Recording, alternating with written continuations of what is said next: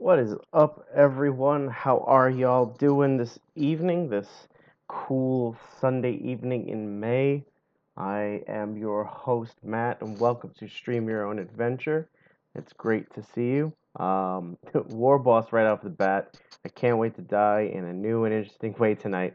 It is my pleasure to facilitate new ways of dying through literature from our collective childhood. And that's why I'm here. So, if you are new to the channel, if you are watching this video after the fact that it's been made, I will give you a brief summary of what's about to happen. I am going to read a book specifically from the Choose Your Own Adventure series. You might remember them from your childhood. They've been re released over the years. Again, they've introduced many people to role playing games. They've influenced, I should say, many role playing games and all kinds of things that we have in our nomenclature now. Um, anyway, I'm going to read the book. You're going to get the decisions. You're going to choose the decisions, and I'm probably going to die because that's the Roman like consensus about what happens around here.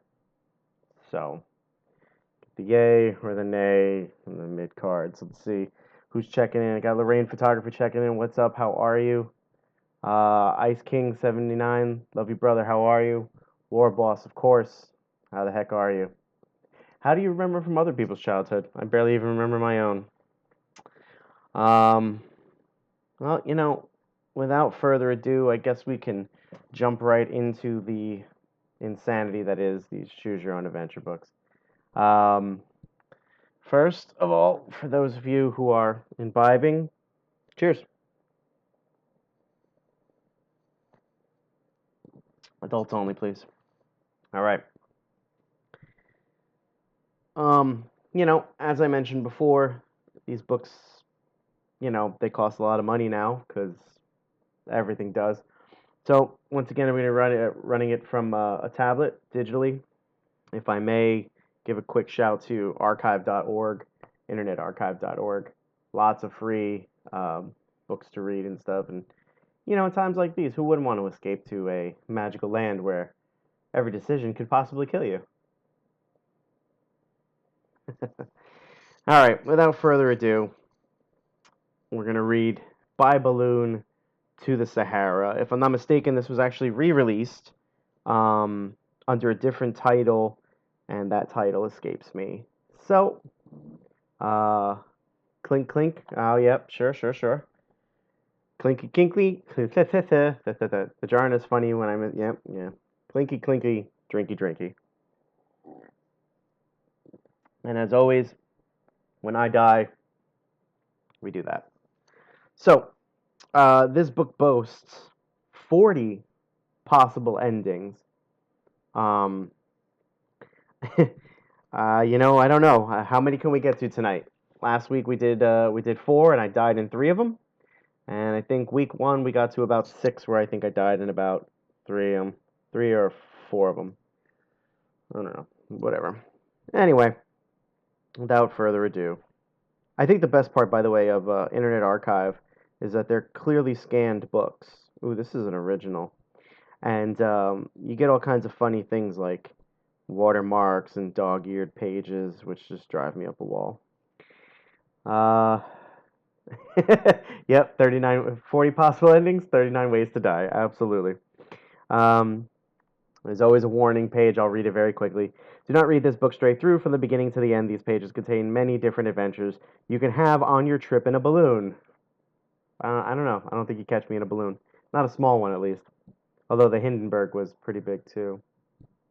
Whatever happened to that? From time to time, as you read along, you will be asked to make a choice. Your choice may lead to success or disaster. The adventures you take are the result of your choice. You are responsible because you choose. After you make your choice, follow the instructions to see what happens next. I apologize. Remember, you cannot go back. Think carefully before you make a move. One mistake can be your last, or it may lead to it may lead you to fame and fortune. I have yet to really Oh no, actually, last week we did make the Hindenburg wasn't a balloon. I mean, in theory, it was, wasn't it? I don't know. I'm not a World War II historian or anything. I don't really care about that. All right. Anyway, um, let's see what's happening here. All right, let's get into it. Page one. Very cute picture there. Do my best to show you guys. Look at that. Again, I'm a big fan of these drawings. They're very simple, but they're very effective. That dog is very adorable, by the way. You are visiting France with your two best friends, Peter and Sarah. For a lark, who talks like that? For a lark, you all rent a balloon. Peter packs a picnic basket, and Sarah buys a large jug of fresh milk. Harry, your dog, begs to come along, and you let him scramble in. At last, you lift off and you start your adventure. To the north, you could see the white capped Alps, and to the south, the blue waters of the Mediterranean Sea. As you drift over villages, people look up and wave at you. Suddenly, you notice storm clouds approaching from the north. I do believe that, Vestlord is not with us this evening, so let's see if I can get the old, uh, oh my god, I don't even know how to spell it anymore. Oh yeah, that's not the word. Oh, help me, Vestlord, you're my only hope. Alright, our choices are, if you act now, you can release gas from the balloon and land before the storm overtakes you. The other choice is, perhaps the storm will pass quickly, maybe you can ride it out. So, are we gonna pass gas? Or are we gonna ride this sucker out?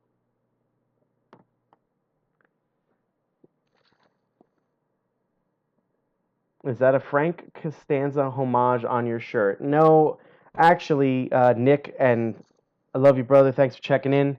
It is from Firefly. It's Serenity, a Serenity class, or excuse me, it's a Firefly class named Serenity. For those nerds of you who are uh, into Firefly. It's the closest thing I could find in a t-shirt that had to do with air travel. Because, believe it or not, I don't own any shirts that have to do with hot air balloons. Who knew? uh, anyway. All right, guys, we're nearing the end of the poll. Let's see what's haps. Everybody wants to pass gas, yeah? Passing gas. All right, well, we're gonna. It looks like we are going to release some gas and get a move on, huh? Another fantastic drawing. I'll get this right one day. You pull the cord, releasing some of the gas, allowing you to descend. Nothing happens. The storm clouds are getting closer, and the gentle wind has now turned into a howling gale. The coast is near. You must release some of the gas and settle to earth, or you will be swept out to sea. Sarah says, "Let's pull harder. The valve is stuck." But Peter pulls out his. Oh man, what? But Peter pulls out his jackknife. Sorry, guys. That was the worst time to pause, or the best, I don't know. But Peter pulls out his jackknife. Very guile of him. The situation is desperate. You must make a large slit in the fabric. Both Peter and Sarah look frightened, and they are relying on you to make the right decision. Yeah, yeah, Jim, I feel pretty uncomfortable too. All right, guys, so next poll is going to be up in a second. What are we doing here? Are we going to pull the cord as per Sarah's request, or are we going to cut the balloon? Let's see. Content does not meet guidelines. Oh, sorry guys, I tried to get fancy and be as risque as Vest Lord is, because he is the Lord of the Vests. Are we gonna listen to Sarah, or are we just gonna cut the balloon?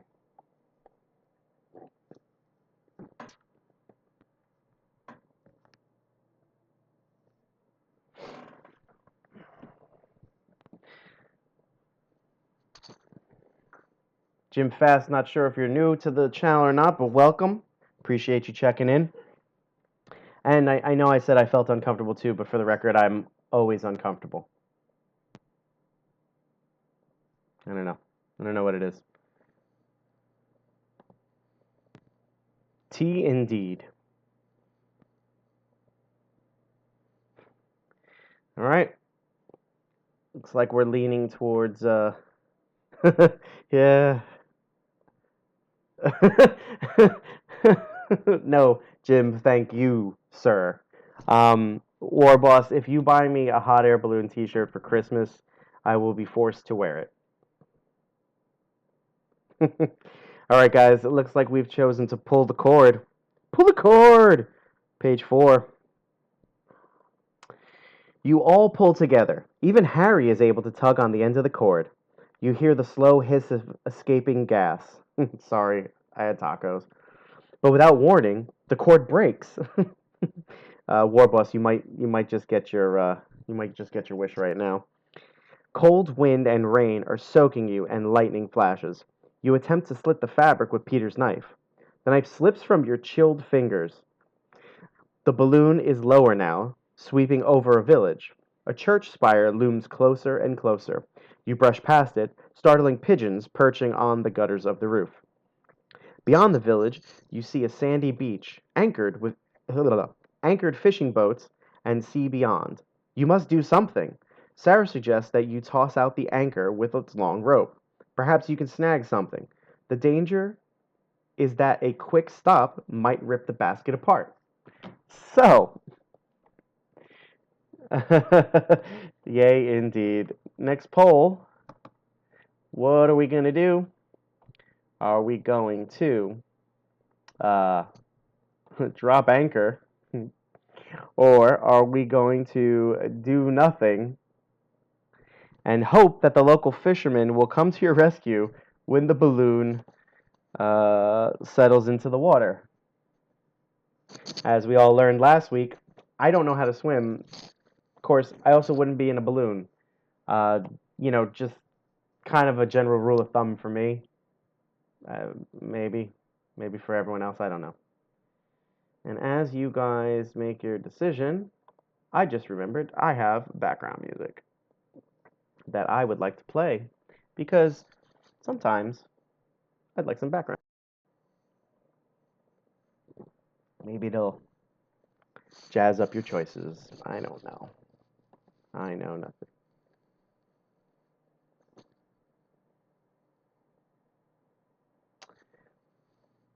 Now, question. Are you guys seeing me or are you seeing the Stream Your Own Adventure slide?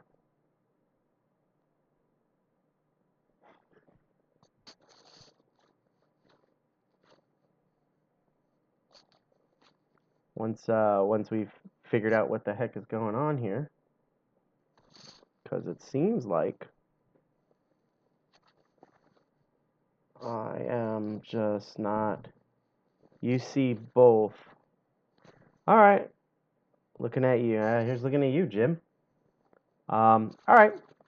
Well, then we shall proceed. General consensus says drop anchor. And by the way, Claudia, I did not miss you. What's up? Pleasure to have you, as always.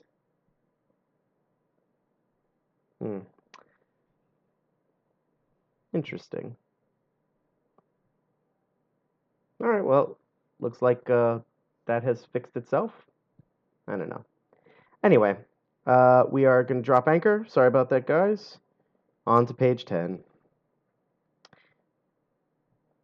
On to page 10. Digitally page 10. Claudia, I envision you saying that as a pirate. Choose your own adventure. All right. You and Peter heave the anchor over the side. The rope snakes out rapidly. Far below you, the anchor bounces off a cobblestone street and through a flower bed and drags across the sandy beach. It is it is too late for the anchor to catch on anything. Just just as you lose hope, the anchor, which is now dragging through the water, catches on a small boat. There is a violent shock as the balloon whips Man, oh man, this is terrible. There is a violent shock as the balloon whips the end of the anchor line taut. For a second, the balloon strains on the end of the rope like a dog on a leash. But seconds later, you see the boat has broken loose and, and is being towed behind the balloon. At least you will have something to shelter in when the balloon finally settles in the raging sea. But but should you slide down the rope to the deck of the boat now or wait for morning? So, let's see. What are we going to do here? Are we going to slide down the rope or are we going to wait for the storm to abate? What a word. What a word. And can't fit all that. That's nice. Okay, so we're going to wait for the storm. Let's see. I love you guys in the chat, by the way. You really make this for me. War Boss, it literally drags out our potential impending death. Like, literally. Whew. This is. Yeah, I kind of feel the inevitable coming. It's just like everything we've done, the other thing, we choose A over B, and B ends up happening anyway, right? Like, I don't know. All right, let's see. We're a little way over halfway done. No, we're about 3/4 done with the voting. If you haven't, sneak it in there. And, well, all right. Looks like we're going to wait for the storm to abate and for morning to come. Page 18. Oh, there's a nice drawing of us dropping anchor. If I could figure out directions. Look at that. Again, I dig these drawings, man. Page 18. Oops. Oh, those are some funky photos. Man, these are some big... Okay, all right, guys. I want to go to the Hawaiian island. Yeah, I never did find how to get there. Do we want to do something stupid or something sort of stupid that will eventually kill us? Yep, I agree. I agree. All right. As long night passes, I read that completely wrong. I'm already drunk. A long night passes. The storm slowly abates. The black clouds part to reveal a sky full of stars and a slipper moon. Trailing far behind and below you is a small boat, its wake silver in the moonlight. Toward dawn, you and your friends fall asleep. You awake to shouting. As you peer over the rim of the basket, you see a man with a full black beard on the deck of a boat shaking his fist at you. He takes the line which is caught in his boat's rigging and wraps it around a winch. Slowly, he reels you in, as if you were a great pufferfish. Ho ho. Harry growls deep in his throat as though he senses danger. All right.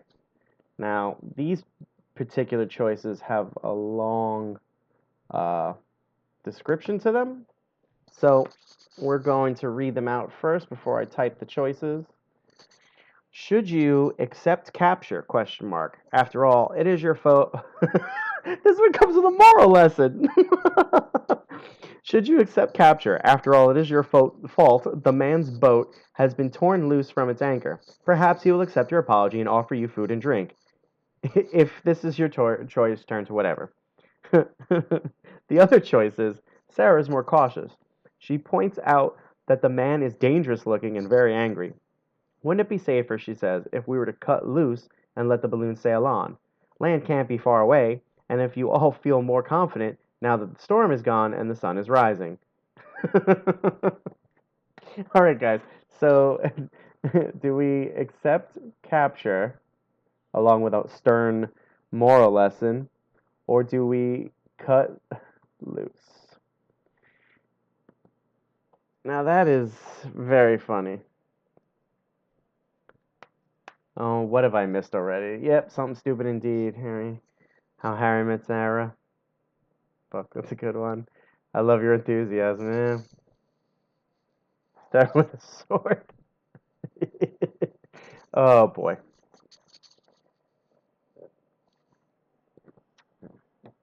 Whoever just popped on, hello, welcome. Stream your own adventure. Help me die. I mean, wait. That sounds like a cry for help. I came out wrong. I read them. You choose the adventure. You choose the direction. Probably gonna die. I don't know. Stick around. It should be fun. At least the chat's worth it. Let's see. We're about 3/4 of the way done. Everybody's leaning to. Yep. Cut loose, foot loose. Kick off your Sunday shoes. Hey, it's Sunday. That's right. Every Sunday at 9 p.m. Eastern Standard Time. I'll be reading these books. You'll be trying to kill me. Ah, such is my fate. And we're going to cut loose. Now we have to go all the way back to page 3, which doesn't seem very nice. But here we are. Page 3. Draw me cutlass. Low of the sea. I agree with you. That's for you, Nick. All right. Lightning flashes. What? That makes no sense. That makes no sense. Really, page 3? All right. Lightning flashes, and the four of you are treated to a frightening and spectacular display of nature's fury. As the night passes, yeah, this doesn't make sense.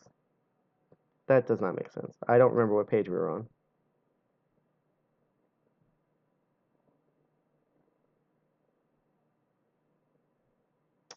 Yep, I done messed it up. Sorry, guys. This is why we can't have nice things. Yep. Drop anchors, page 10. Who said you couldn't go back? I'm going back. They're all liars. All right, talk amongst yourselves. The Roman Catholic Church is neither Roman nor Catholic. Discuss. Lightning does crash, and an old mother cries. Page 18.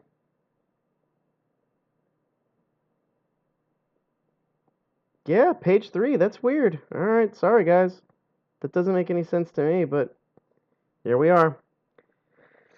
Lightning flashes, and the four of you are treated to a frightening and spectacular display of nature's fury. As the night passes, the storm breaks, and the moon appears from behind clouds. The night wind is warm, and far below you see the silvered waters of the Mediterranean. Dawn comes with streaks of red and gold, and to the south you see a hazy line of yellow, the coast of North Africa, and the Sahara Desert beyond.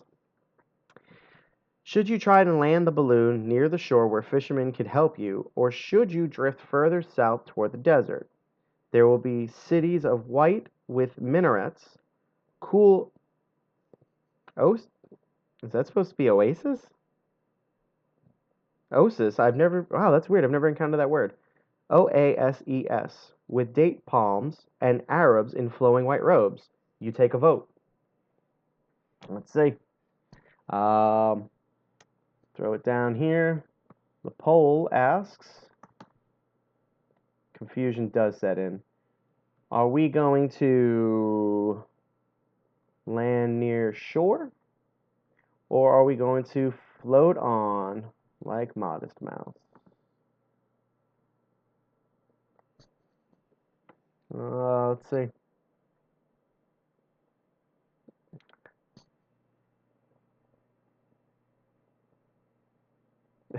Do I have a tambourine attached to my arm? What? This is the problem with a. Aha! Thank you, War Boss. Oases. Do appreciate you, for you are infinitely smarter than I am. That really doesn't take much, though. Ha ha ha! It is a sure thing. Everyone, that's Claudia. Oh man, if we weren't quarantined, I would attempt to get in on your trivia and be in front of the camera with y'all.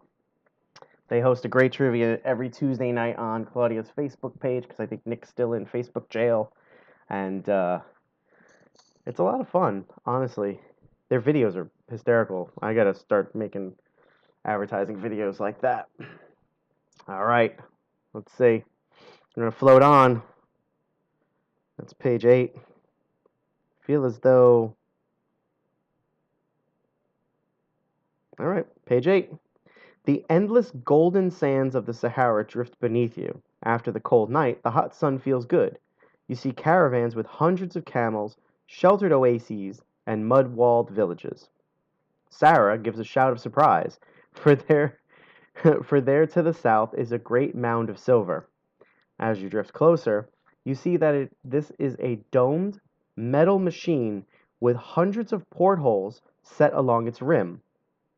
Should you descend and land, this must be a flying saucer, and perhaps you will be the first to meet space travelers. But Peter cautions you to drift on. Travelers from outer space may be dangerous. Oh boy, oh boy, oh boy. For our poll, let's see. Are we going to land? Oh, I'll cut the cord and land. Cut the cord and land? Or are we going to float on?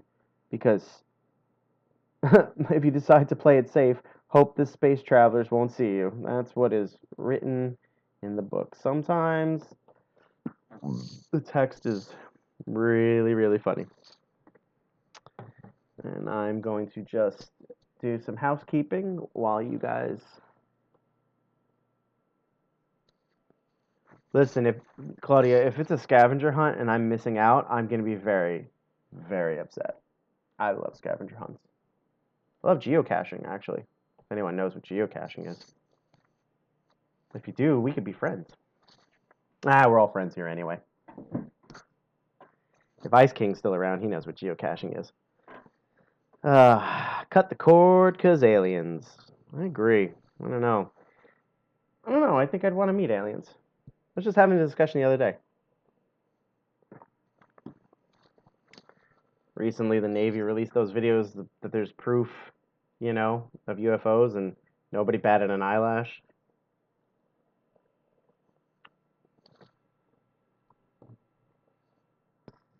Oh, maybe it's my microphone bouncing. I don't know. Maybe I don't have bracelets. Let's do a little housekeeping here. You guys have chosen to cut the cord. Sounds like we're gonna meet some aliens. And now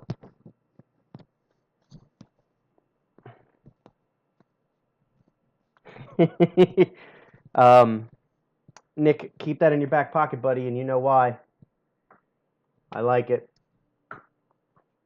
Oh, Nick.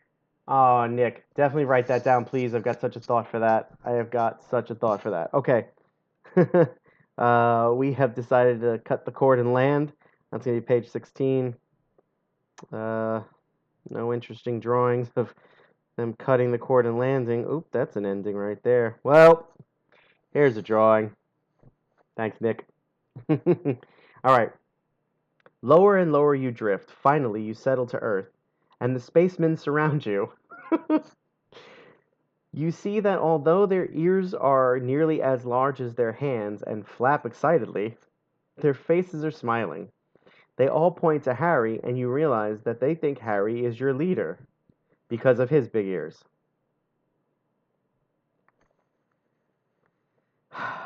One man with very large ears motions Harry to follow them, and all of you to follow Harry, wishing that your ears were big and floppy. Okay, that was a weird statement, but whatever. The man leads you to a silver dome and, after bowing low to Harry, who calmly wags his tail, directs you to enter. And as you stand there expectantly, a red mist hisses from hidden pipes, and you fall to the floor asleep. So I want to show you this drawing of what they consider a space alien to be. There we go. Come on now. There it is. That's yep. Well, our next choice is to go to page 34, so that's really not a choice at all. And we're just going to jump ahead. Page 34, because that's our next chosen path. 34. I feel like I'm missing so much in the chat. All right. It seems like hours later when you awake. You feel wonderful and completely rested. A gong bongs, and a short man with ears that hang down to his knees enters. I am the maximum leader, he says in his deep voice. I am the maximum leader, he says in his deep voice.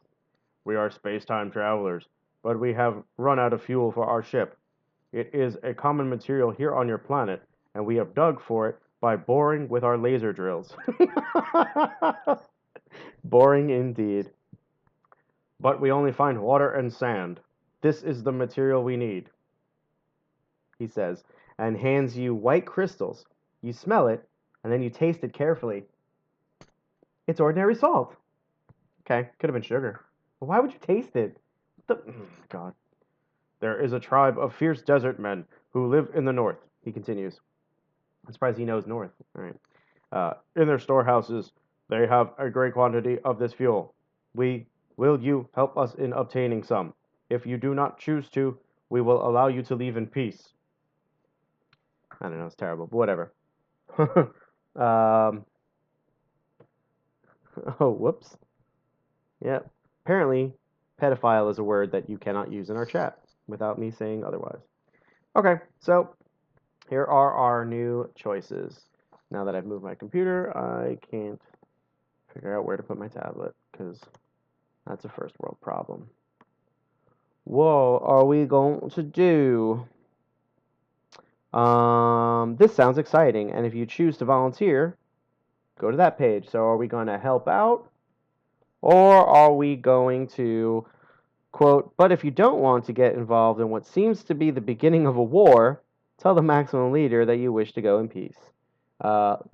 Leave in peace. This has gotten very out of hand. Shots. Claudia, you know what we do? You know how we take shots. I really don't think you guys are my friends when I take shots, but I get it.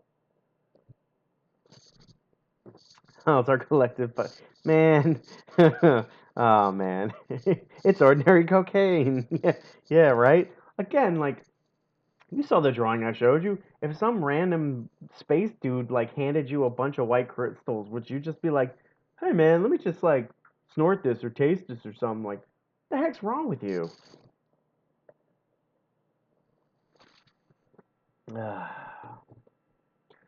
Claudia, oh, you missed it last week. There's an at-home version of the game. Yes. So to play the at-home version of the game, you simply sit here and you make choices, and then when we die, because it's collective, like it's not just me, but when we die, when I take a shot, you take a shot, because I'm not going down alone. Oh, guys, it's a 50-50 split.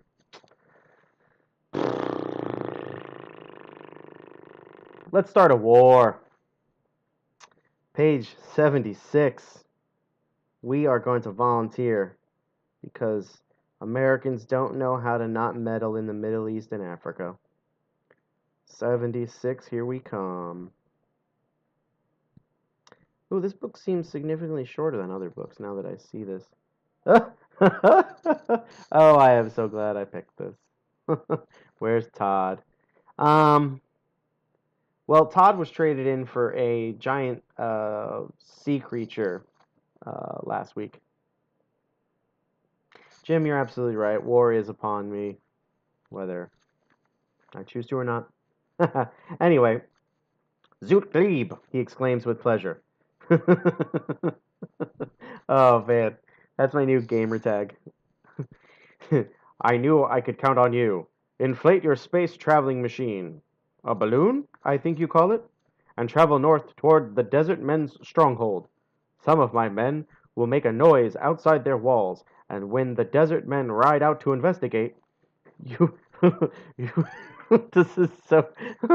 God, they just enlisted the help of 3 kids and a dog. Like, God, no, what did I do? Okay. Oh, all right. Some of my men will make a desert noise outside. Will make a noise outside their wall, and with the desert men ride out to investigate. You you will use a laser pistol to cut a deep trench around their forces. They will be. I can't stop laughing at this. They will be helpless. He rubs his hands together in glee. And then what? Sarah says. You won't hurt them? Oh no, he laughs. We'll take their white crystals and leave 10,000 space credits in exchange. They might not be able to buy anything with the space credits right away, but who knows? If they ever come to Gork, which is our planet, they can purchase all kinds of delightful things. Off with you now, he commands, and take this laser pistol. In less than an hour, you and your friends are drifting over the desert toward the enemy stronghold. Then Peter points to the north. There you see a balloon, almost exactly like your own. It must belong to the enemy. Should oh man, should you allow it to drift closer and then possibly talk to them of peace, or would it be better to just blast them with your laser? Oh boy, oh boy, oh boy.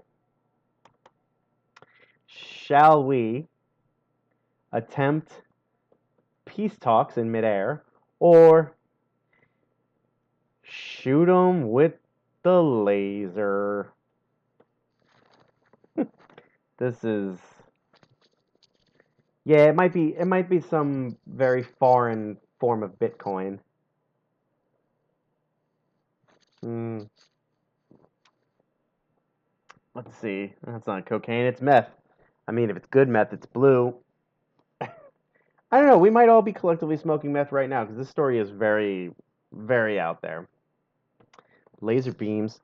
I had a band that wrote a song called Laser Beam of Love. It's one of my favorite songs ever written. Maybe one day I'll play it for you guys. Maybe. I don't know. Wow. You are some violent, violent people. I expect nothing less of you guys. All right, well, votes are in.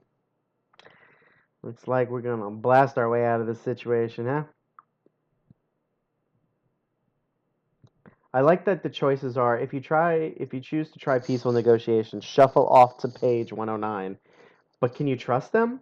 If you don't think so, attack by squeezing the trigger. Then see what happens on page 73. Yeah. All right, page 73 it is. 73, 73. Oh man. Here we go. The other balloon fires at you. A gust of wind lifts you out of the laser's path.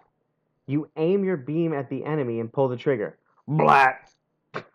The other balloon collapses in flames, hurtling toward the desert floor. A glowing orange shape in the distance. You realize that you are free again to go on adventures. But for your enemy, it is the end. That took way long, guys, to get an actual ending. We kind of circled back a handful of times. That was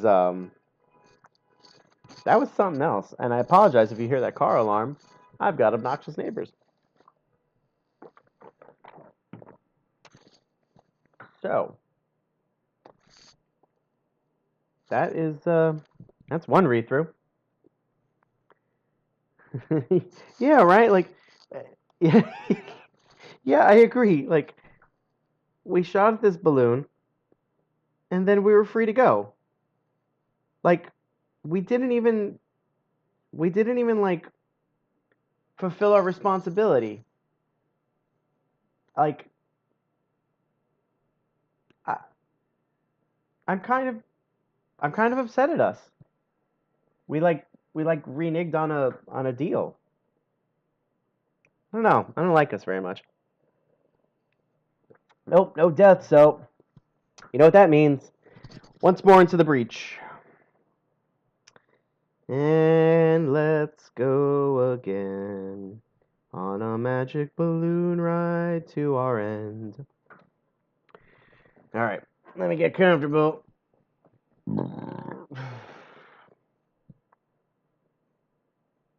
I don't know actually where we were going originally, but we can find out, because here's page 1. You are visiting France with your two best friends, Peter and Sarah. For a lark, you all rent a balloon. Peter packs a picnic basket and a knife, as we found out. Psychopath. And Sarah buys a large jug of fresh milk. Harry, your dog, begs to come along, and you let him scramble in. At last, you lift off and start your adventure. To the north, you can see the white-capped Alps, and to the south, the blue waters of the Mediterranean Sea. As you drift over villages, people look up and wave at you. Suddenly, you notice storm clouds approaching from the north. So, here we go again. Do we uh, release... Alright, sorry guys. Let's try that again. Do we do we release gas in an attempt to land before the storm overtakes us? Or do we ride it out and see if the storm passes quickly? Let's catch up with you guys. We're still in the desert of North Africa. That's also true. But it did say we get to continue our adventures. I don't know. After all that, I would never step foot into a hot air balloon again, like ever. I mean, again, you'd never catch me in one to begin with. But after, what we just went through. Of course, you also now have the memory of meeting weird space people. And it isn't mentioned if our dog is now part of their people or not. Did we take him with us? I don't know. So many unanswered questions. Maybe someone should write fanfic about this.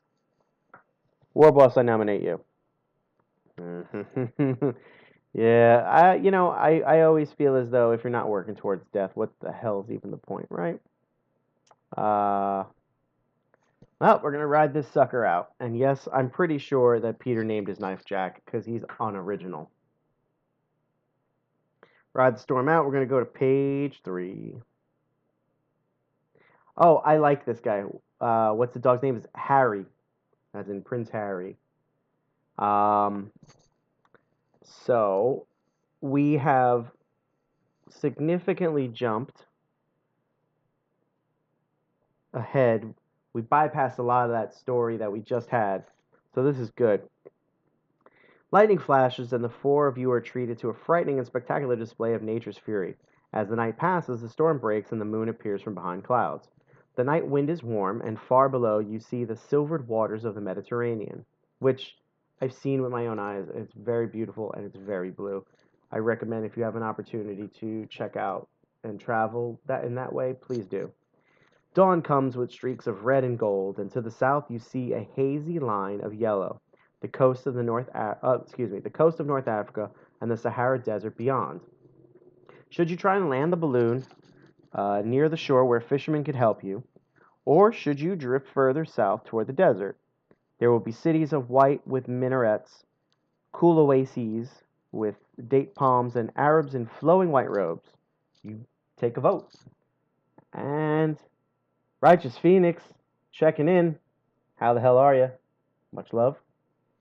These are people I actually know. That's why I get so cheesy. Alright.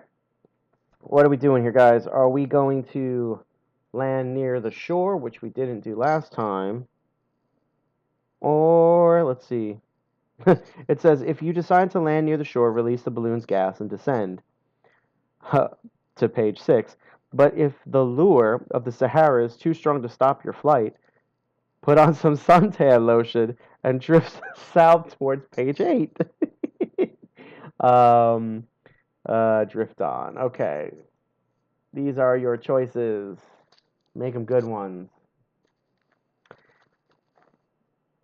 Oh, man.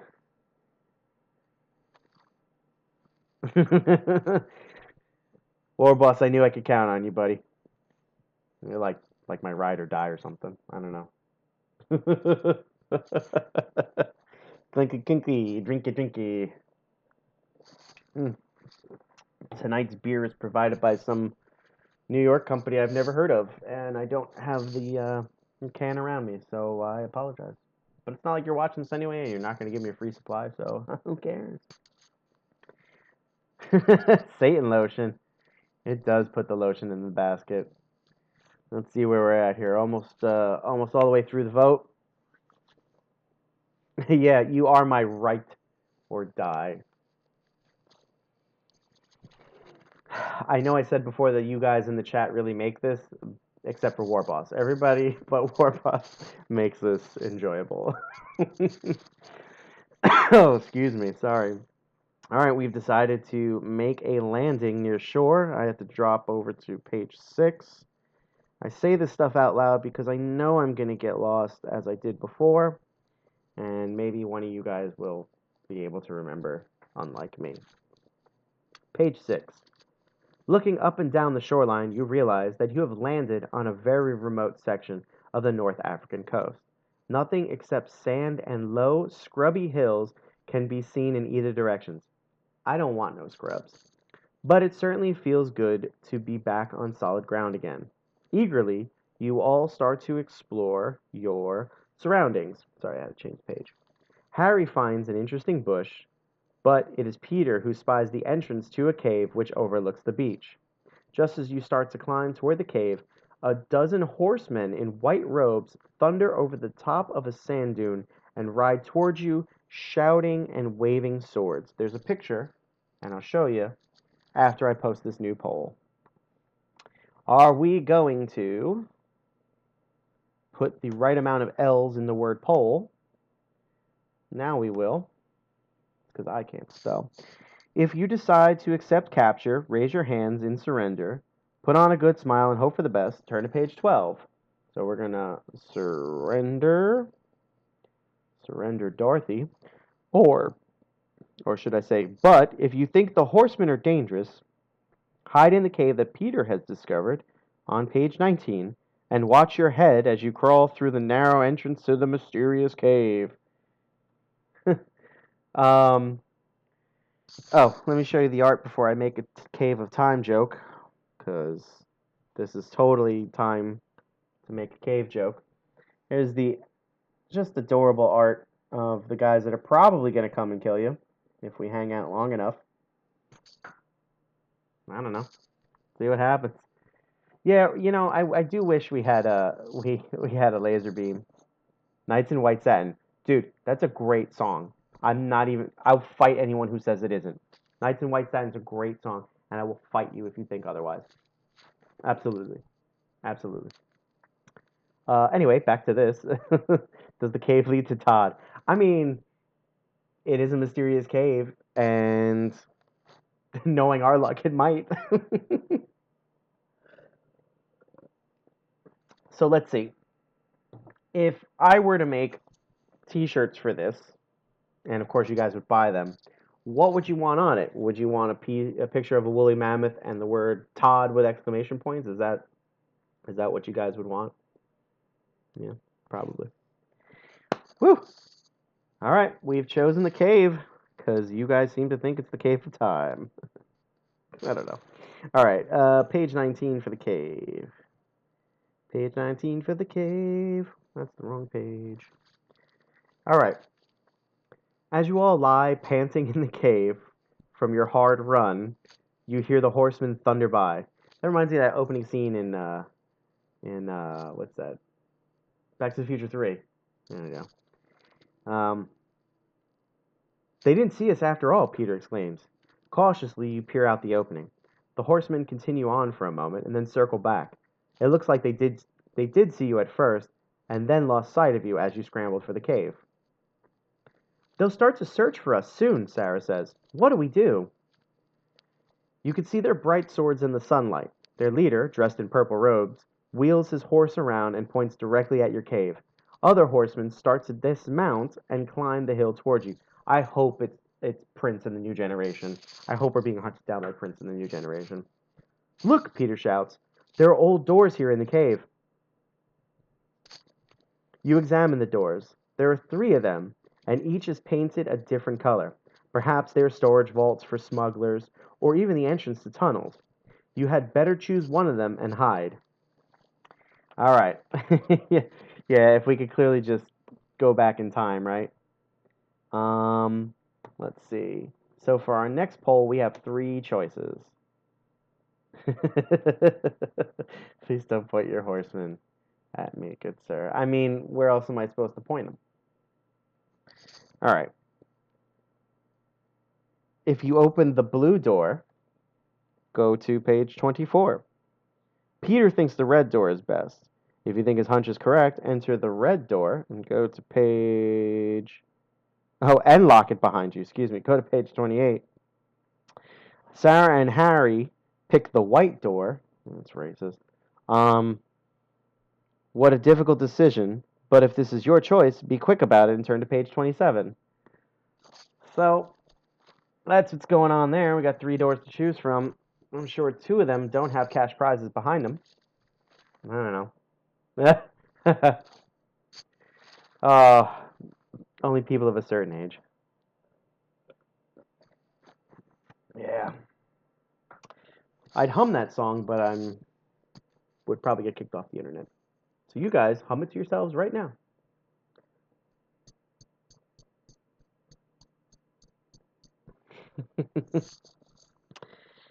Let's see what's going on here. About halfway done with the poll.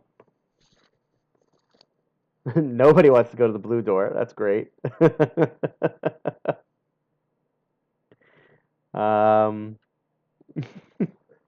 white door in the lead. Seems like dog's intuition is the way to go. Or maybe a woman's intuition. Maybe I should have led with woman's intuition. Yeah, well.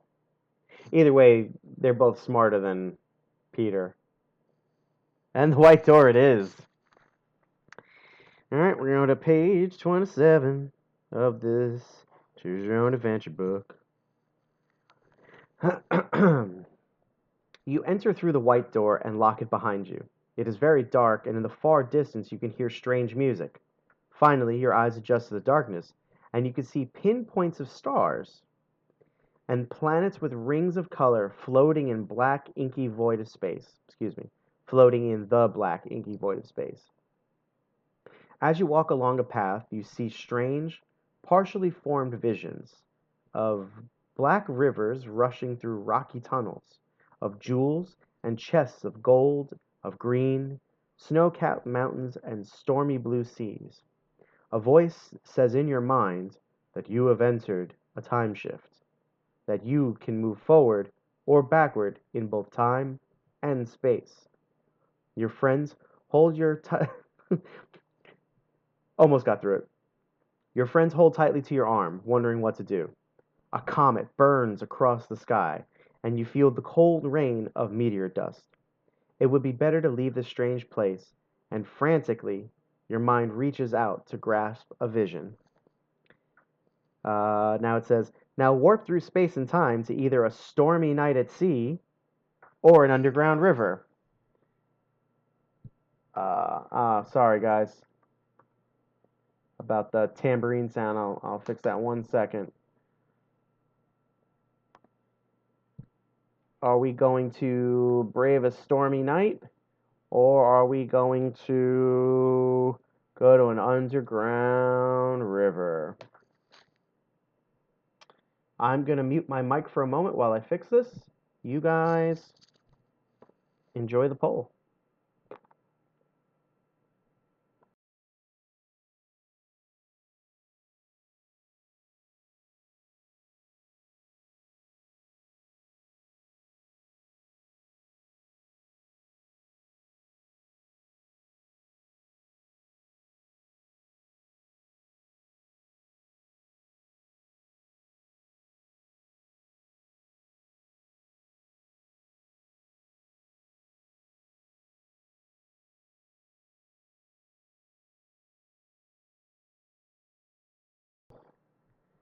All right, I hope that fixes the problem. I apologize. Not really with the best equipment here.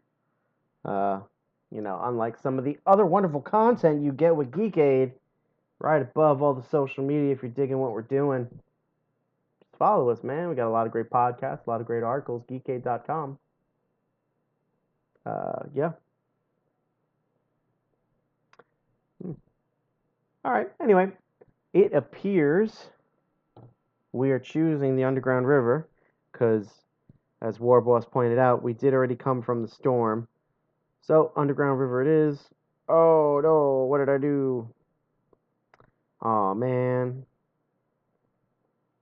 Sorry, guys, I pressed the wrong button. Technology and me. You prefer a tiny tambourine? Okay. Um. Oh, hell. It appears that I've broken the book. There we go. Underground River, page 36. Great. And here we go. You drift down the river. The roof of the tunnel is covered with stalactites, which glow in a rainbow of colors. Bats whir overhead, squealing eerily. The river slows and spreads out in a large underground lagoon. Into a large underground lagoon, excuse me. The different colored lights from the glowing walls of the grotto are amazing, and all of you arch your necks, gawking at the fantastic display. Listen, Sarah whispers. You all listen, and from far off, you hear a muffled roar. Somewhere up ahead, the river must tumble off a cliff. Near the far end of the underground lagoon, you find that the river branches left and right. Which one to take? A wrong decision might be dangerous. You don't know these people. It's too difficult a decision to make. You had better leave it up to fate and flip a coin. What? Yeah, when we did the Cave of Time, we had a choice of a grotto too, and the first thing I thought was the Playboy Mansion as well. Unrecognizable command. Oh, I'm trying to roll dice. That's the wrong thing, buddy. What are we gonna do? Are we going to, if it's heads, steer your rowboat in the right-hand passageway and hope for the best? If it's tails, well, let's hope that the coin was really lucky. That rumbling of falling water sounds awfully close. You guide the boat into the left-hand passage and float downstream. So are we going right or left? Um, yeah, okay. I mean, I wonder if they're trying to tell us something. This, these books, man, I tell you, the target audience is like 10 years old. A lot of death. Death for a 10-year-old. My fingers smell like smoked bacon. Thank you, War Boss. I appreciate you and your constant updates.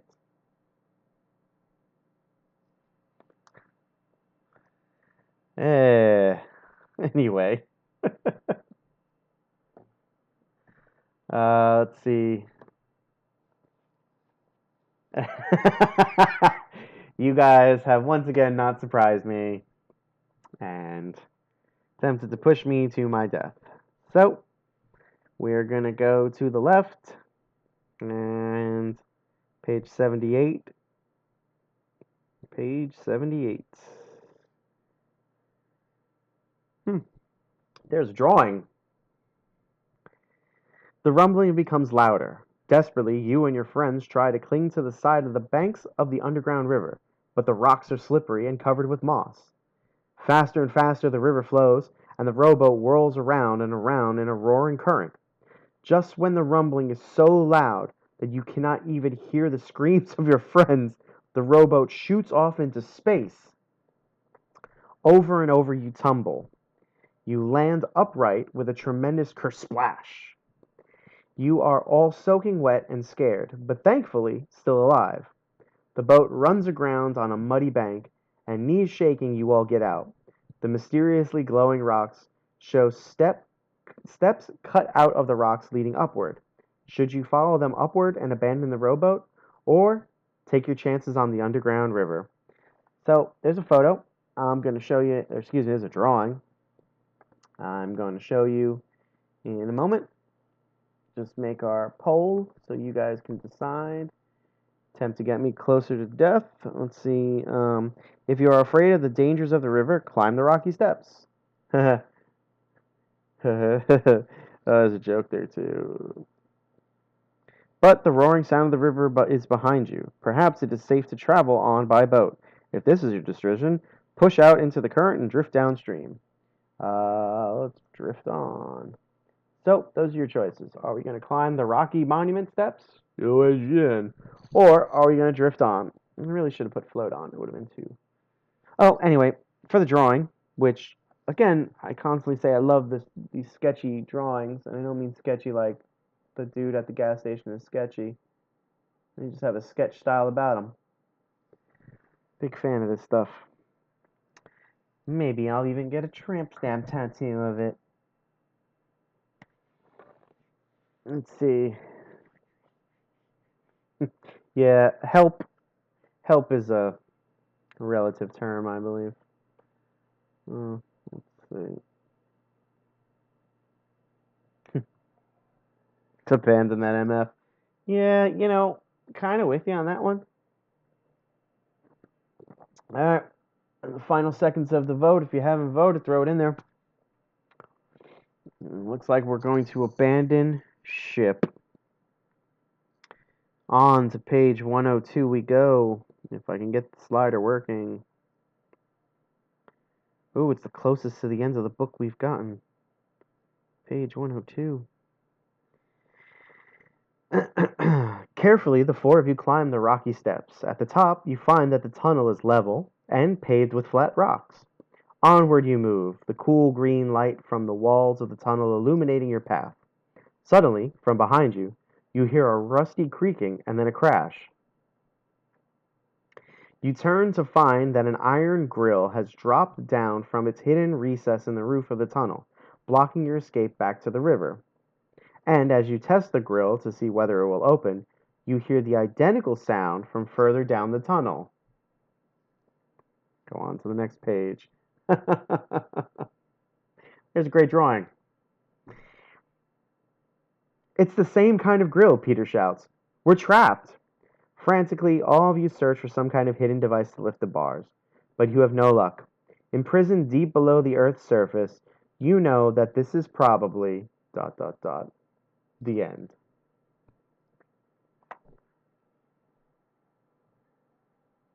But look at all that text down there! But then you notice that Harry is squeezing under the bars. He makes it, turns around, wagging his tail, and then goes galloping up the tunnel in search of help. Wait patiently for your friend to... I can't believe it's a choice. Wait patiently for your friend to find assistance and turn to page 111 to see whether you starve before he returns with help.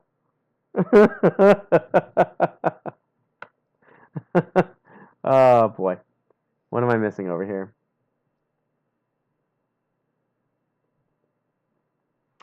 That's not true. You need to know my tramp stamp ideas. I still can't believe those are a thing. Anyway, on to page 111. 111, 111, 111. That was a great drawing.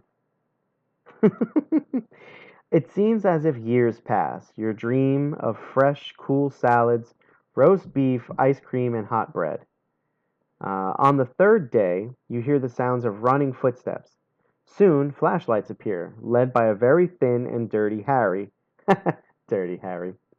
Men, using saws, remove a few bars so that you can slip through.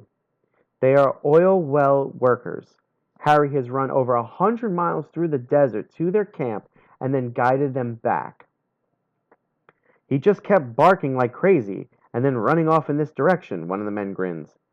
We finally got the idea that his master was in trouble. The men drive you back to the drilling site, and a day later, a helicopter evacuates you to a city near the coast. All of you have fascinating stories to tell, but it is Harry who gets his picture on the cover of a national magazine. Soon, he is a motion picture star, but he doesn't forget his old friends. You are allowed to stay at his house and sleep on a nice rug, but you discover that you really don't like to chew on bones. The end. There's a drawing, and this is exactly how I envisioned that prick Harry appearing after he rescued us all and became a movie star. So, Here we are again. Yes, Harry is still the dog. I will say that these books have some very memorable animals, whether intentional or not. Um, and if they're not intentional, you guys make them so. And that is the fun part of doing this. Is that Harry's all right? Like you're surprised he's all right, or Harry's all right, man. He's all right in my book, because that's how I view it. My man. Yeah, I'm with you on that one. Well, it seems that we've got time enough for at least one more. And as always, this book has very little to do with hot air balloons. That is not true. The first adventure, we spent so much time in a hot air balloon. I still think we should have seen what happened with the pirates. Um, as I was saying, I do appreciate you guys spending your time with me on a Sunday night. It's a lot of fun. I'm having a lot of fun. You guys in the chat seem like you're having a lot of fun. Let's keep having some more fun. All right. Of course I win. It's my show. Oh, the author. Oh, I just screwed up the tablet. The author of this book, by the way, which I usually give credit to, and I forgot to, is D. Terman. Let me see if the D has a. Nope. Don't do it. Don't do it, guys. Don't tell me what the D means. I don't want to know. Don't want to know. I'm so upset I said anything out loud. It's also illustrated by Paul Granger. Paul, you did a freaking amazing job. Come on, get to page 1. Get to page 1. Here we go. Death. Yeah, the D stands for death. That's exactly what it means. All right. You know, this is a really convoluted beginning. I just don't understand this. You're kids. Why would you take a hot air balloon? I mean, look at this. This is ridiculous. You're visiting France with your 2 best friends, Peter and Sarah. For a lark, you all rent a balloon. Peter packs a picnic basket, and Sarah buys a large jug of fresh milk, which has yet still to come into play. Harry, your dog, begs to come along, and you let him scramble in. At last, you lift off and start your adventure. To the north, you can see the white-capped Alps, and to the south, the blue waters of the Mediterranean Sea. As you drift over villages, people look up and they wave at you. Suddenly, you notice storm clouds approach from the north. Here we go. First rule of Fight Club is something or other. Our choices are, do we release some gas in an attempt to get away from the approaching storm, or do we ride the storm out? We're going to become riders on the storm, or are we going to cut loose? Seems like it's going to be a very dry night.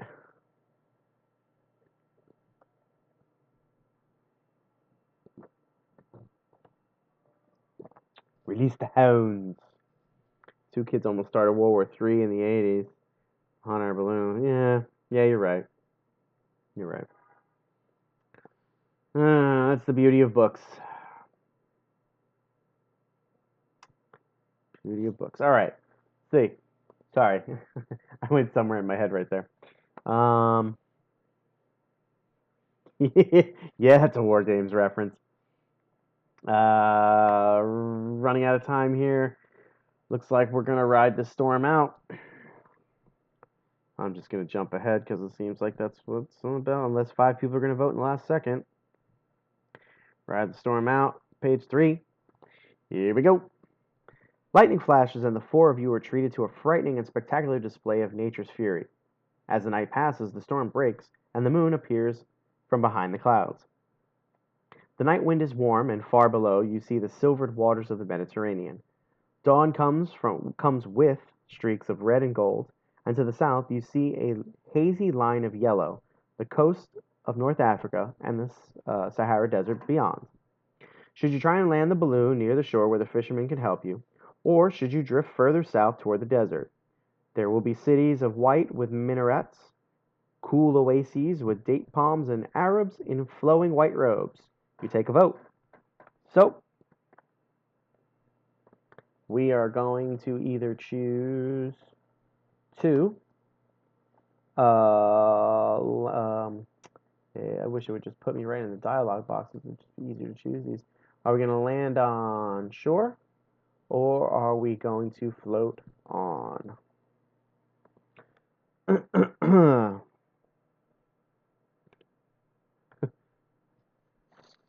Okay.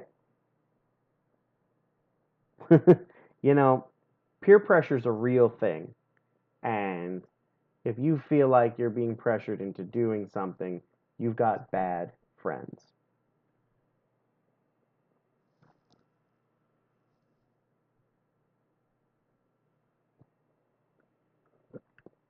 Make a choice, guys. About halfway done here. Let's see where you're all leaning. Yep. Looks like we're just all going to float on. To the 9 people watching who aren't voting, do your best to get in on this voting because it greatly determines how sober or drunk I'm going to be in the 20 minutes that are left. All right. Looks like we're going to float on. So, but if the lure of the Sahara is too strong to stop your flight, put on some suntan lotion and drift towards the south. Here we go, page 8. Page 8. Getting to page 8. All right. The endless golden sands of the Sahara drift beneath you. After the cold night, the hot sun feels good. You see caravans with hundreds of camels, sheltered oases, and mud-walled villages. Sarah gives out a shout of surprise, for there to the south is a great mound of silver. As you drift closer, you see that it is a domed metal machine with hundreds of portholes set along its rim. Should you descend and land? Question mark. This must be a flying saucer, and perhaps you will be the first to meet space travelers. But Peter cautions you to drift on. Travelers from outer space may be dangerous. If you decide to land, pull the cord and descend. But if you decide to play it safe, hope the space travelers won't see you and drift on. So, are we going to drift on, or should I say, land and meet space peeps? Or are we going to drift on?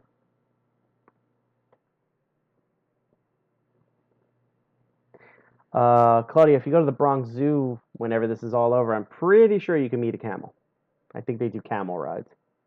Although, they might not do them anymore. I don't know. I haven't. It's been a long time since I've been there.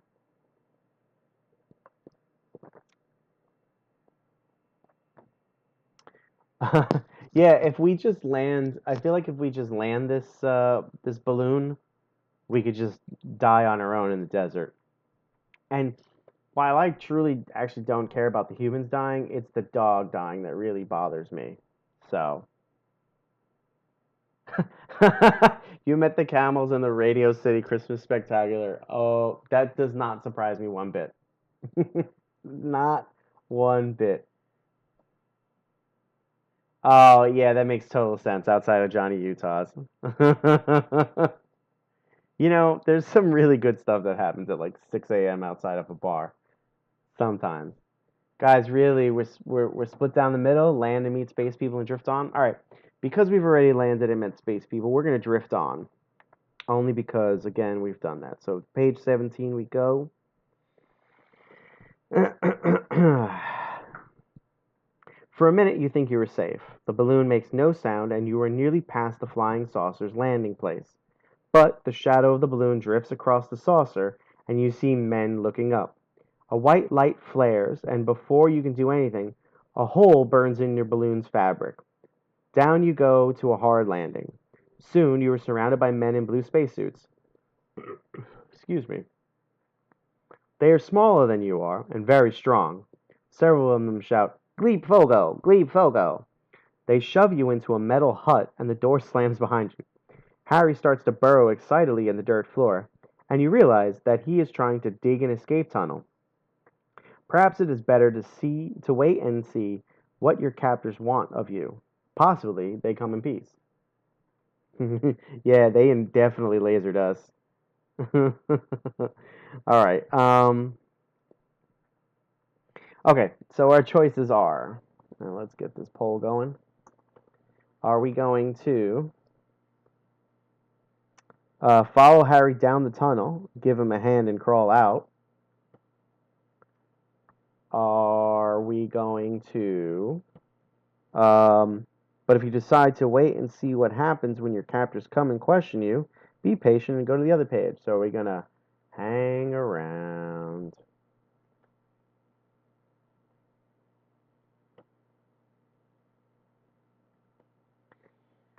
Oof.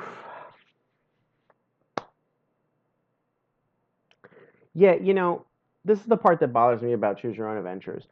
When you read through it a couple times and you learn crazy things like Peter's actually got a knife and Sarah's got a jug of milk, when you go into situations like this, you think, well, where the hell's the knife? Or like, if this dog could have dug a tunnel, why didn't he do it sooner? Some, some weird thing like that. I don't know, maybe the writer in me or the viewer in me. I don't know. A little over halfway done. Looks like we're all gonna dig out with Harry, unless 6 other people choose otherwise. I agree with you, Lorena. Lorraine Photography. Excuse me. Whew, tired. Harry does know what to do. It's point proven that Harry is the smartest person in that entire bucket. Butterfly effect. Yeah, you might be right about that, Nick. Let's see. We're gonna follow Harry out, so we're gonna go to page 37. You know, those numbers are for you reading at home, playing the home game. uh, Here we go. Harry almost disappeared down the tunnel he is digging. Sand and dirt fly from his hind paws. Peter, Sarah, and you push the earth back into the hut and enlarge the hole so you can follow. Suddenly, from deep within the tunnel, Harry gives a howl of terror and then is silent. If they killed this dog, I swear to God. What happened to your friend? Quickly, you follow, and within seconds of entering the tunnel, you feel the floor of the tunnel give way. You fall to a soft dirt floor, followed by Peter and Sarah, who crash down on top of you, breaking all your ribs. Peter turns. They don't break your ribs, I just added that for flavor. Peter turns on his small battery powered light. Peter had a flashlight? Jesus. Battery powered light, and you realize that you have fallen into an ancient mine tunnel. But which way to turn is your escape? Oh, hang on a second. But which way to turn in your escape? That's much better. The spacemen will soon discover your absence and follow you. Should you go left or right along the tunnel? If you and your friends turn left, scramble along the tunnel to page whatever. But if you turn right, turn to other page whatever. Now that I know Harry's okay, we can proceed. So, turn right, turn left. Oh boy. I was going to be really upset if that dog died. As I always point out, I don't care about the humans. The dog dies, we're going to have problems. Let's see. I believe I'm going to make a quick announcement. As I mentioned before, Geekade.com is the parent company that I love working for. I use work because I don't get paid. I do this out of the kindness of my heart. There is a podcast that I do with the one of the best guys I could think of to do a music podcast about video game music. A podcast called The Wave Back, and my co-host Chris Rendazzo is just the bee's knees when it comes to co-hosts. And he does these overplays. They're called Wave Back overplays, where he takes older versions of music from video games, like the originals, and then he'll mash them up with a more modern take, as if an example the game has been re-released or something. And you can go to YouTube and check it out. It's called Wave Back Overplays. They're pretty interesting, especially if you're like a music nut like I am. And I really like mashups too, so also check out The Wave Back. We listen to great soundtracks from video games all the time. Streets of Rage just did it. It's a great one. There's a whole big story behind it. All right, guys, we're going to turn right. Now back to this show, back to your regularly scheduled program. We're going to turn right, so that means I got to go to page 54 for those of you playing at home. Or, my safety net because I got a bad memory. Down the dark tunnel you run, slime making the floor beneath you slippery, and water drippings from the tunnel's roof splattering on your head. Or, excuse me, splattering your head. Whatever. Just as you think you've made your getaway, you hear shouting behind you. Glebe Fogo! Go! Go! Haha, echoes down the tunnel. So it's actually Glebe Fogo! Go! Go! Anyway. Followed by a crashing sound.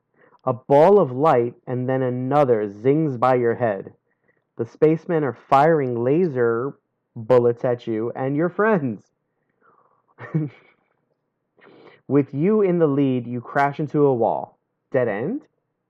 Then your searching hand finds that there is a fork, branch to the right and one to the left. Pounding footsteps thunder down the tunnel. The spacemen are closing in. Should you go left or right? Your choice, and it must be a quick one. There's a drawing, and I'll show you in a second. If you decide, let's get this going. If you choose the right-hand fork, get down on your knees and keep out of the laser bullet's path and crawl on to page 101. If you choose the fork to the left and run like blazes, go to the other page. Get down on your knees. Aw, server error. Okay, guess not. Let's see. Let's make sure that poll's right. Yep, it's right. All right. Yeah, seriously, like what was Peter? I mean, I feel like Peter might be a Boy Scout in that he's prepared for anything, but he's really holding out on us. Like he should really let us know. Like when I was a teenager and hanging out in the streets like a dirty stay out, if one of us was carrying something like a knife or something, we tell each other because, quite frankly, you get picked up by the cops.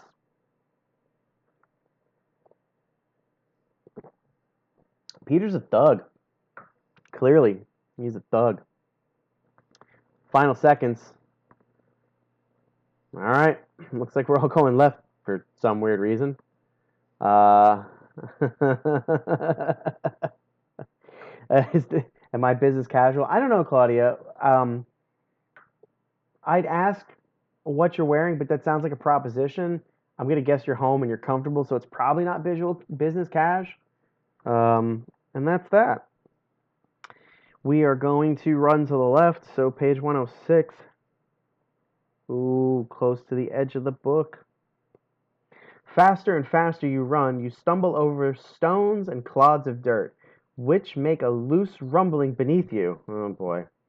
You realize that you are running down a steep incline. The tunnel becomes steeper and steeper. Any more steeper, it's going to be a hole. Peter screams and you hear Sarah cry in pain. Now you can't slow down. You tumble out into infinite space and you, as you fall, see the stars wheel in circles and feel the cool rush of time across your mind. The end. I'm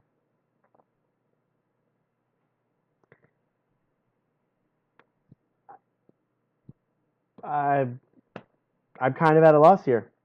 Did we just fall into a planetarium, or just the vastness that is space? Are we floating in a vacuum? What do you guys think just happened to me, or us, or I don't know.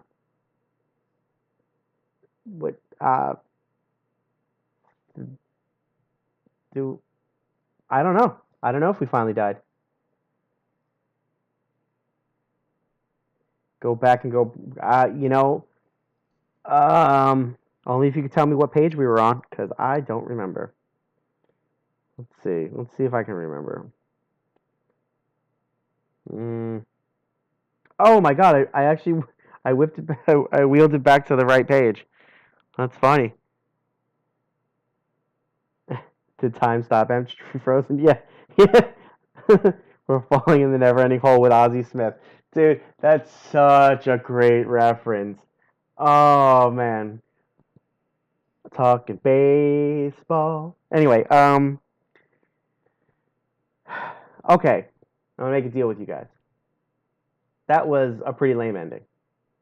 I got back to the original page where we had to make the decision between left and right. I'm gonna choose right. But unfortunately, this is gonna be our last choice as we're pretty much winding down to the end of this. So,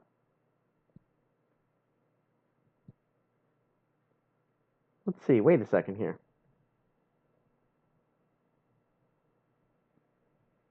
Hang on a second. I have to backtrack. All right, I see you, War Boss. But let's see. We went. Let's see. Okay, 37. I'm gonna write it in the chat. 37, because I'm not gonna remember this. Now, page 53. Because I don't know now that this is the right page. 54. Okay, so the lasers. Got it. Got it. Got it. Got it. Now, why do I have to drink? We didn't die. It didn't say we died. It's implied that we just floated off into space. You give me one good reason, and I'll do that. Just scroll my finger to see whatever happens. I mean, yeah, that's the only downside to not having the physical copy of the book. Um, it's so much easier to kind of go back and forth, and I can hold, I can put a marker or something. Uh, Look, War Boss, we all eventually die. Even if we get a good ending, we eventually die. I'll split hairs about it.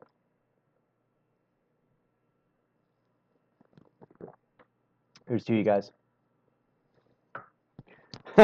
You know, he might have had a spacesuit in his backpack. Might have had it in his pockets. I don't know. Guy's got all kinds of stuff.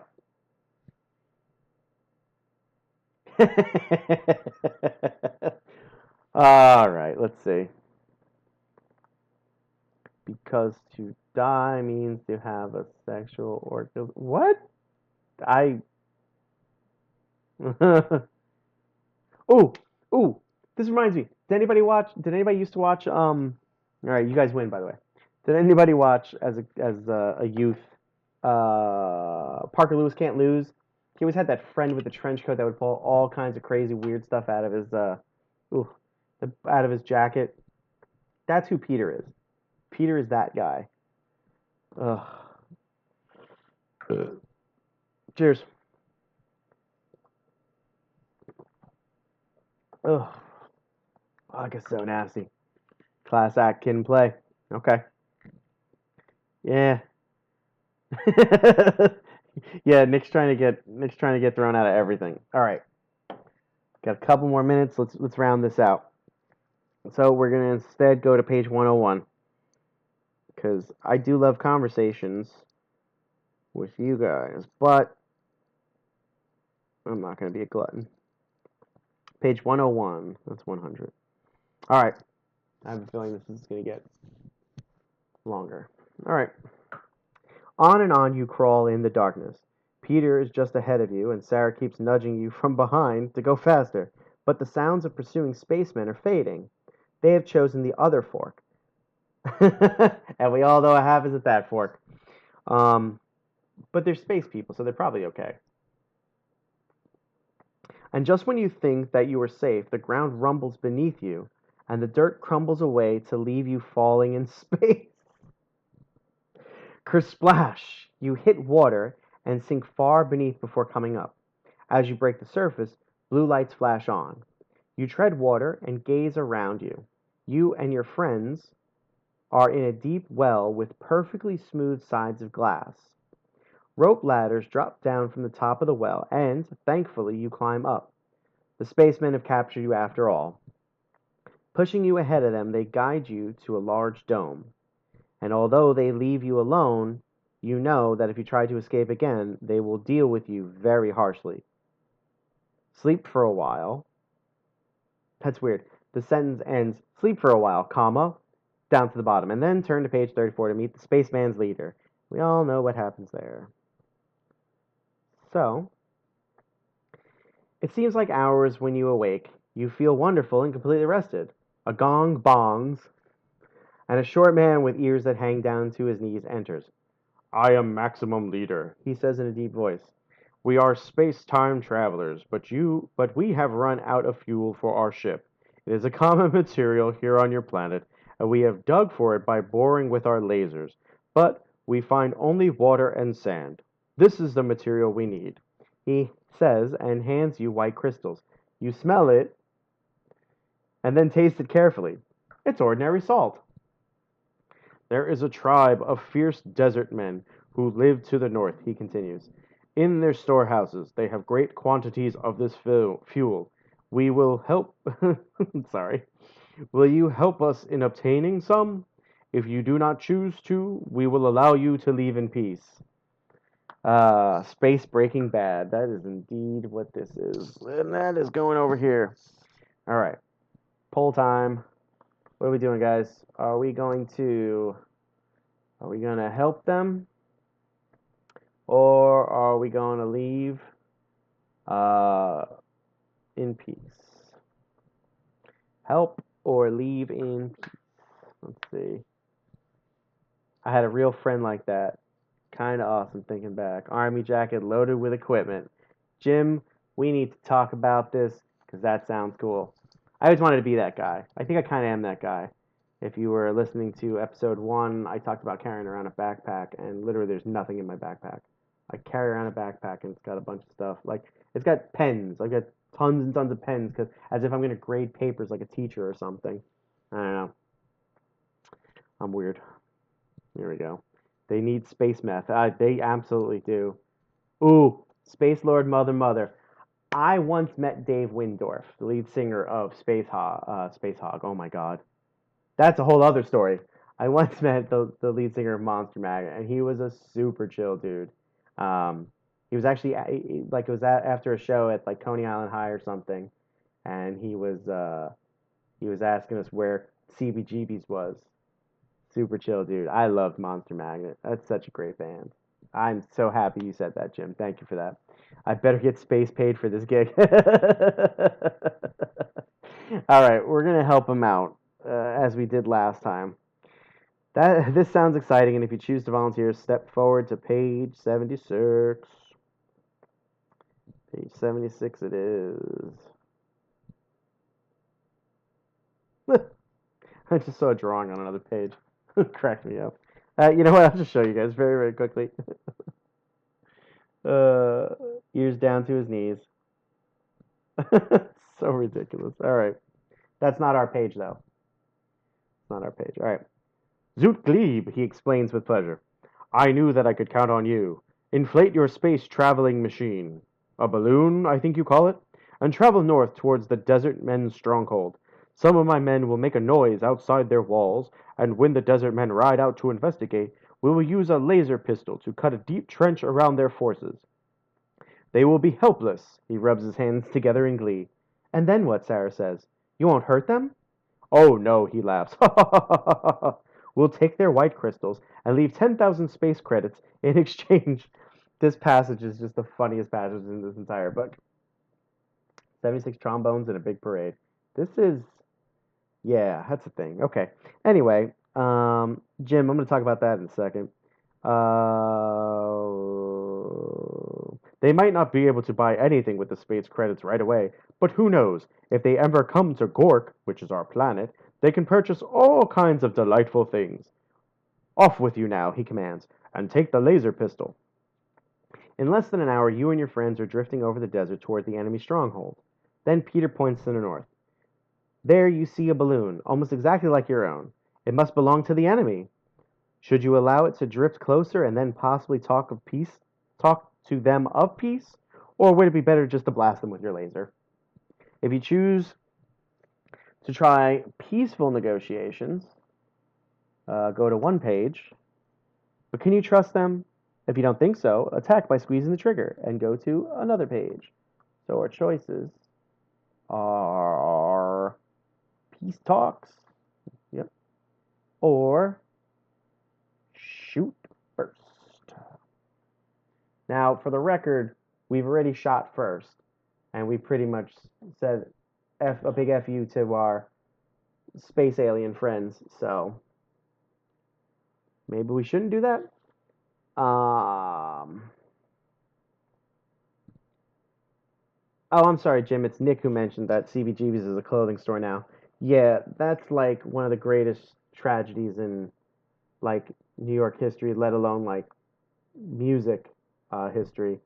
Back at that time, I was in a band, and we were. I remember very vividly like looking for places to book our band, and like from one week to the next, there'd be less and less venues, and I never got to play the main stage of CBGB's. We played in the basement, so I chalked that up as I played CBGB's. But I've seen many shows there, and it's it's a travesty that it's gone. So pour one out for CBGB's and the New York music scene.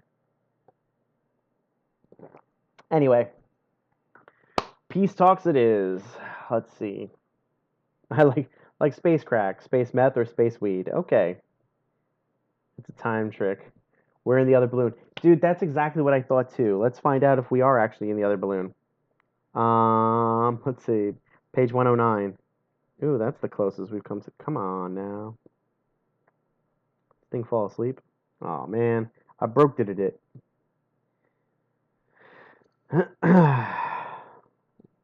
There we go. Or not. 109. Go to 109 when this thing works. That's a cute drawing.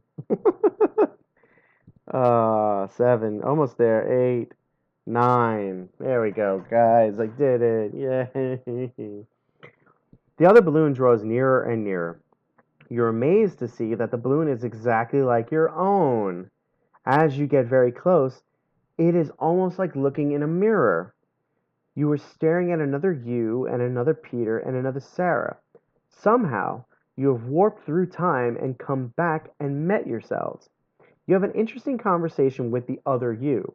It seems that the desert men need water, something the spacemen had discovered accidentally by blasting holes in the desert. And the spacemen need salt, something the desert men make in great quantities by evaporating seawater. So you arrange a trade, water for salt. You return to the spacemen and tell them. They seem a bit disappointed that there won't be a war, but after all, a bargain's a bargain. As a reward, the Maximum Leader invites you for a quick tour of the solar system. You find it very interesting, but your seats in the economy class and the but your seats are in economy class and the food is terrible. Everything they serve has too much salt in it. The end. Ah, boy, guys. Well, Jim, you get a gold star because you saw it coming. I had a hunch. Uh, so that means we, in an alternate timeline, we murdered ourselves. Yeah, we totally murdered ourselves. And just for that fact, I think it would pour one out for the homies because we murdered ourselves. Which, if you think about it, is suicide. That a triple homicide suicide? Quadruple, I guess, if you count the dog. Oh, the dog. Here's to Harry. Here's to you guys. Ugh, doesn't get any better. Well, anyway, that about wraps it up for this evening. Let's see. What do I have to plug? I have nothing to plug. I plugged all my stuff already. I don't know. Let's be nice to each other. Let's do nice things for each other. Let's not be jerks. That's a good message to leave us on. Yeah, I know. Poor Harry, right? I told you before. I don't want to hear about dogs dying. And for the record, the D in Determaine stands for Douglas. All right. Anyway, join me next week, 9 p.m. Eastern Standard Time, right here on twitch.tv/geekade, we're going to be reading Space and Beyond by R.A. Montgomery, who is widely regarded as the father of the entire series and has actually kept the legacy alive with their own independent publication company, ChooseCo. So, that being said, I am going to say to you guys good night, and I'll catch you next week. And between now and then, you know, do something nice for someone or yourself. Take it easy, stay safe, and I'll see you next time.